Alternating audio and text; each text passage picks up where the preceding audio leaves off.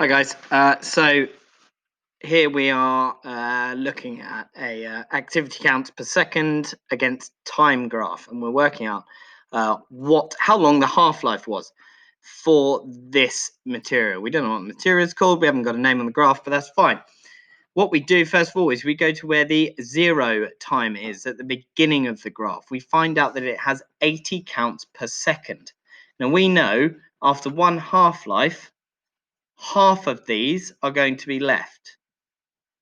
So we go down and we find out how long it took for half of these to have decayed.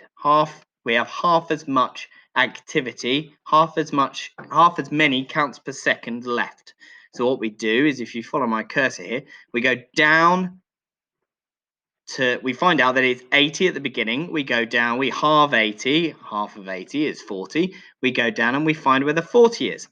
Now this 40's got a little line next to it conveniently, and as we go across, this line here tells us how many counts per second happened, what was happening over the time that we observed this material decaying. So we know that at 40 was the first half-life, so we go across on the 40 line, we find where it intersects this thick blue line, and then we go downwards from where that intersects, down this line here, no matter where it is, and we find out that it's next to the 6. So, as you can see, we know that the half-life for this material was 6 days. Now, we can check this by halving this 40 again, and we halve 40 and we get 20.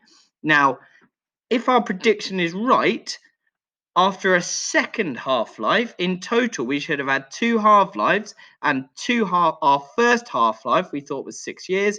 Now, so in theory, if we double that first half-life, we should have 12. But let's just check it to make sure. We go down to 20, we go across where the line intersects, and we go down and it's 12. Brilliant, we've got it right.